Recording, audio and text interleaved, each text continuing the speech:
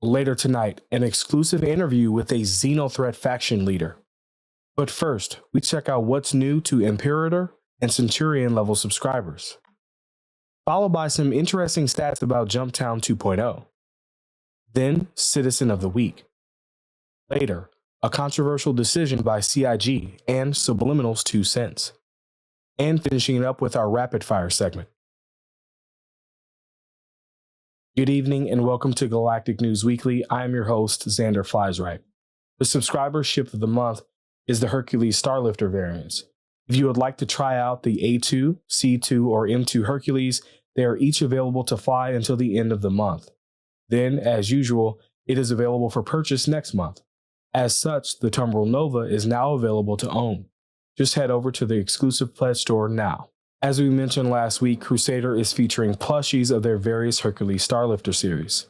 Any Centurion level subscribers are gifted a C2, and any Imperator level subscriber will also receive an M2 plushie to cuddle up with on their long day in flight.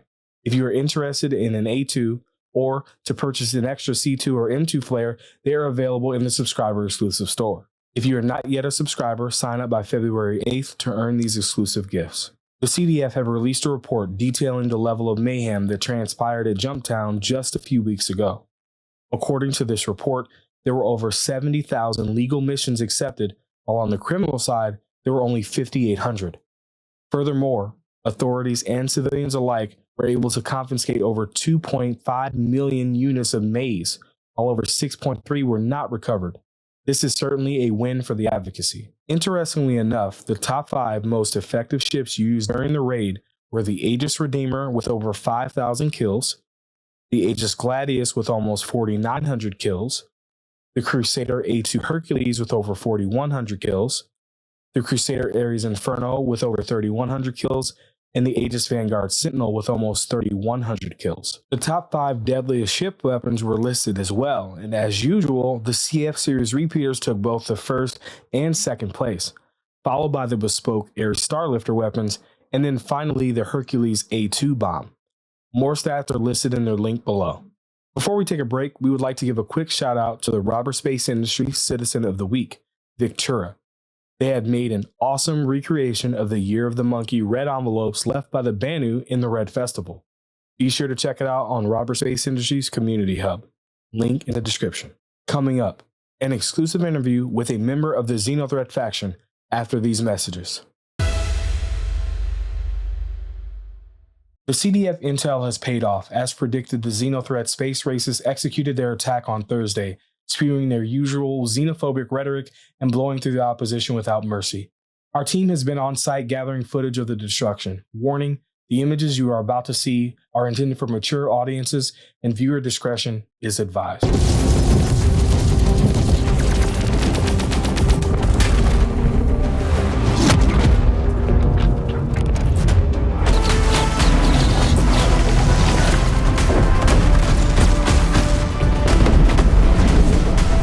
Well, that was truly frightening. Nobody wants to see this type of carnage, so our network has agreed to allow the XenoThreat faction to speak directly to you, the viewers, in hopes for a diplomatic way to peace. So why don't you start by letting the viewers know who you are? Why are you here? What do you want them to know? Everything we have done has been to help the people of the standing system. But you puppets keep listening to your oppressors. You're fighting on the wrong side of this. They're not your heroes, they're your captors. You're their pawns, to be used, traded, and disposed of at will. Why do you believe that? Our governing officials are voted into office with a limited term. We vote on policies and— You vote on policies? Ha! So did you vote in favor or against the Human John Trade Initiative? Oh wait, you found out about it once it was all said and done. They decided it was best for their pockets. Will it help our economy? Or will it help the corporations line their wallets? I'll give you one guess. It was necessary for the Hujia to be handled in the manner that it was because the Zhan had a very strict negotiation policy. They believed an even number of individuals from each party was the only way to fairly work through the debate. Furthermore, Emperor Kree speaks as one for all of his people. It is their custom that the governing force should be trusted to speak for their people, or they don't deserve the title. Think about what you just said. A governing force? One individual should speak for everyone? So what the dictator of the era thinks is right just is? Everyone that agrees with this mindset is a traitor to themselves and the people. Again, Imperator Addison and former Imperator Costigan before her are not dictators. They are voted in because the people agree with the policies set forth during the election. We decide this one individual has our best interest at mind, so we have to trust that individual. With the support of their administration, will in fact keep us all safe and thriving. You think you voted for the leader of your choice. The election is a farce. There isn't a planet in this system that isn't owned by a corporation. You think they would leave their investment in the hands of someone they didn't choose? Don't be stupid. Sir, we agreed to do this interview with you. Please settle down and let us continue. Do you even know what the treaty entails? Rumor has it nobody does, unless they took the time for some light 10,000-page reading. And even then, it's unlikely they understood it. Why don't you ask a small local business how it affected them? Well, truth be told, inter-empire commerce has increased exponentially since the tariffs have been reduced. Of course it has. Look at what they're doing to you. How many of your brothers and sisters have died on some BS mission demanded of them? You think the rich and powerful mourn their loss? You think they mourn the losses of the battle waging outside right now? Let's switch gears. Why do you hate non-human kind? We don't hate them, but why must we mix with them? They stay on their planets, humans on ours. The Vandal is what happens when our trusted government individuals allow outsiders into our territory. That isn't the best example of human-alien relations. The first encounter with aliens was the Banu, and they have been an ally since nearly the first interaction, and remain one today. Do they? I guess I'm beginning to understand your affection for your captors. You are too ignorant to see the truth. The Banu are actively concealing their Vandal relations. You think that makes them your friend? Your ally? You shall see. And I'll get you in on a little secret. If you ever want to kill someone and get away with it, just run to Banu territory. BDE has no jurisdiction there, and the Banu certainly won't go out of their way to help them get justice. Alright, fine. The Tavaran are arguably our closest alien ally. They've been involved in our military. Infiltrated. They infiltrated the military, and what's worse, they've weaseled their way into the Senate now. Your beloved governing party is being controlled by aliens. Humans are being controlled by aliens. Sir. Stop. Just stop. You sheep cannot be helped. You have chosen to close your eyes to the injustices around you. You have chosen to see us as an enemy rather than your liberator. We tried it your way. Now we do it mine.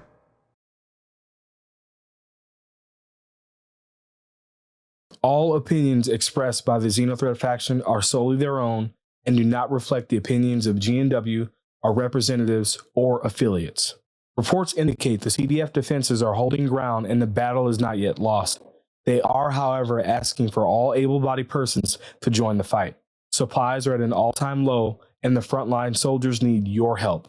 If you own a fighter or even a cargo ship to transport supplies, please contact Rowena Dooley as soon as possible. As a thank you for your sacrifice, the CDF will be gifting out armor to their supporters. As you prove yourself an ally, each level will earn you a new piece, a helmet, flight suit, and chest armor. Unfortunately, if you have already earned these rewards in past battles, you will not be granted another. Next, CIG has made a public announcement that has upset many of their backers. Stay tuned to hear more.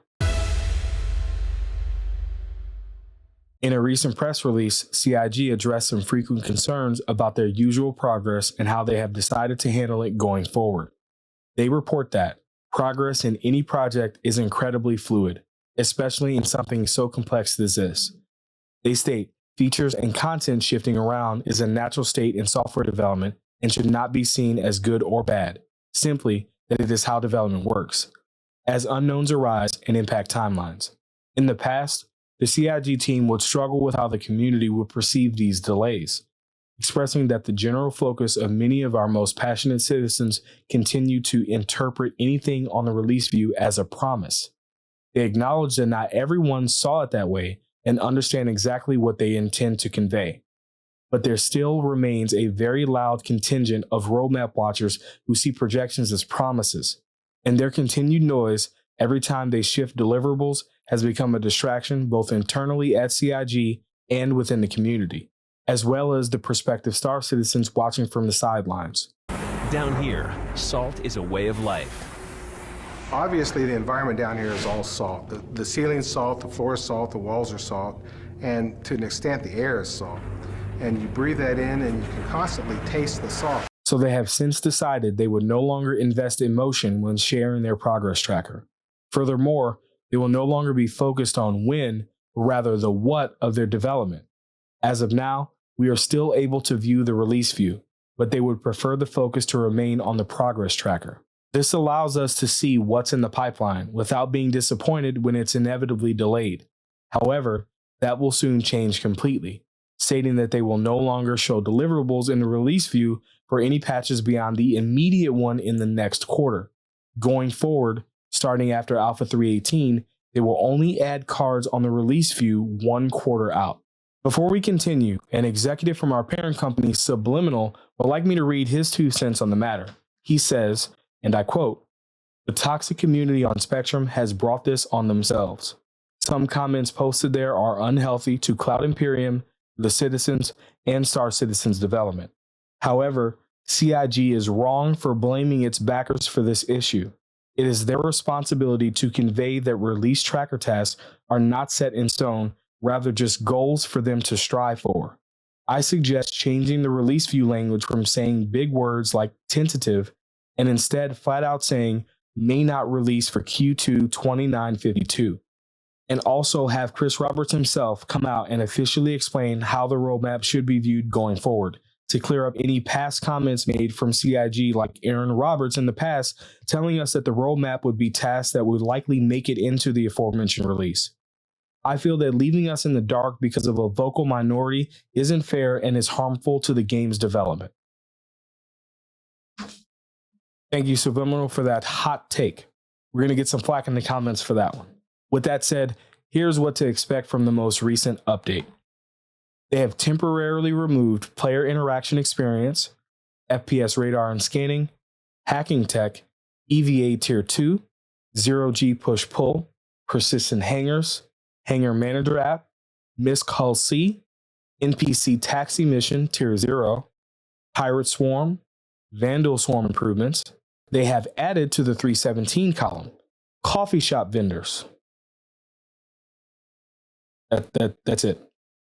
They have added to the progress tracker the Argo SRV, Greycat Industrial Sindus mining droid, hospital surgeon, military multi-tool, AI interactions with arcade machines, AI usable system V2, modular shaders, server streaming, DGS crash recovery, long-term persistence, field vehicle physics improvements, Reputation V2, Look IK architecture refactor, and finally returning to the progress tracker, Bounty Hunter V2, and persistent habs. To see a full roadmap roundup, follow the link in the description. So what are your thoughts about CIG's decision to keep the roadmap private until it is planned for release 1 quarter out? Although this does not mean the roadmap is dead, it definitely feels like we will be much more in the dark than we used to. Let's talk about it in the comments below as this week's community discussion.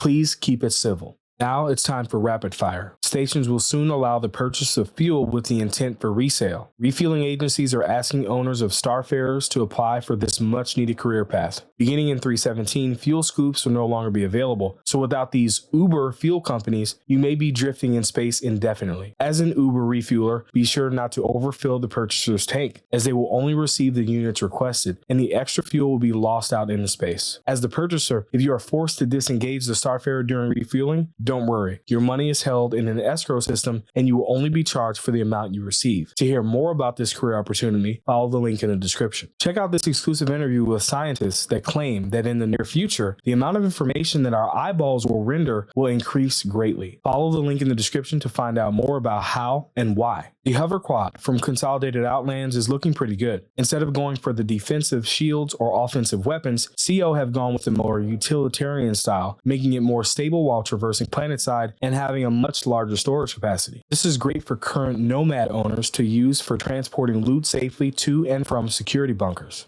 Xander, come in. CDF scouts have reported multiple XenoThreat hostiles headed your way. I don't know what you said to that guy, but you must have pissed him off. I'm receiving word that the studio has just been attacked. If there are any CDF forces in the area, we are in need of immediate assistance.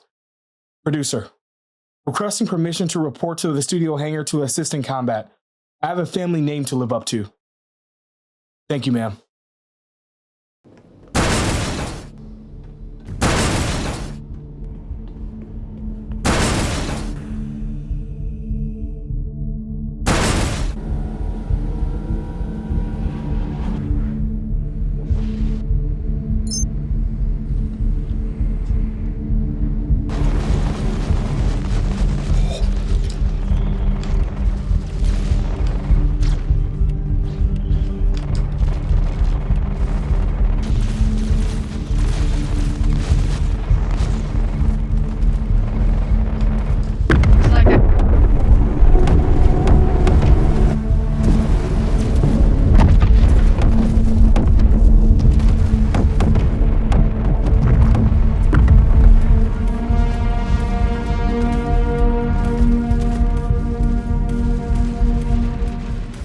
I don't know what you said to that guy, but you must have pissed him off. What am I supposed to say? Because I'm looking at the camera and there's nothing on the screen. I don't know what you said to that guy, but you must have pissed him off. I'm receiving words that the studio Stop, has... babe. It looks like you're dodging like bullets and shit. I mean, What yeah, dude, we're being attacked. Thank you to this channel's supporters. If you would like to support this broadcast, please visit patreon.subliminal.gg.